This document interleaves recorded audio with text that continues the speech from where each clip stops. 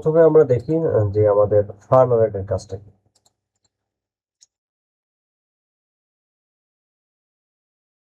আমরা যে কোনো একটা নাম দিয়েই করে যাচ্ছি।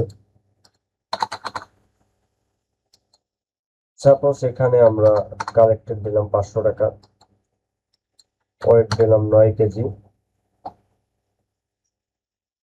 সরি এখানে আমরা কালেক্টেড ভাড়া আসছে 212 টাকা, তো আমরা কালেক্টেড দিব 100 টাকা। দেখেন এখন কিন্তু কি হয়েছে, মাইনাস 110 টাকা। এখন এই পার্সেলটা যখন ডেলিভারি হয়ে যাবে তখন অটোমেটিক্যালি আপনার অ্যাকাউন্টে এই 110 টাকা মাইনাস চলে আসবে। এটাই আমরা দেখবো। দেখেন আমরা দুইটা পার্সেল তৈরি করছি, তো একটা আমরা এখান থেকে ডেলিভারি করে দিব। এটার ভাড়া আছে কত আমরা দেখে নিই।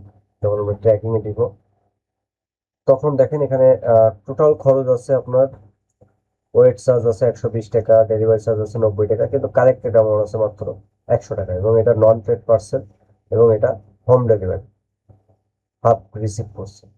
তো আমরা এটা কি করবো, এটা এখন থেকে আমরা ডেলিভারি দিয়ে দিব। দিয়ে দিলে আমরা আমাদের মার্চেন্ট প্যানেলে যদি যাই তাহলে আমরা দেখতে পাবো এটা রেজাল্ট মনে হয় এক্ষুনি চলে আসবে।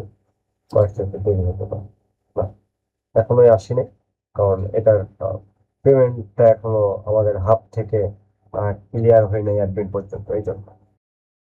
তো দেখুন এখানে যে পেমেন্ট ওয়েটিং এ এসে বসে আছে, 110 টাকা যে পার্সেন্টটা, এটা পেমেন্ট ওয়েটিং এ এসে বসে আছে।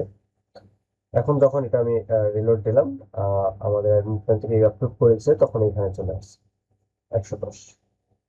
এখন আপনি এই অবস্থায় যদি কোনো পার্সেল আপনি ক্রিয়েট করেন, এই পার্সেল যদি হাবে দেন, তাহলে আপনার হাব কি হবে, ওই পার্সেল আর এন্ট্রি করতে পারবে না, কারণ আপনার ফান্ড মাইনাস হয়ে বসে আছে।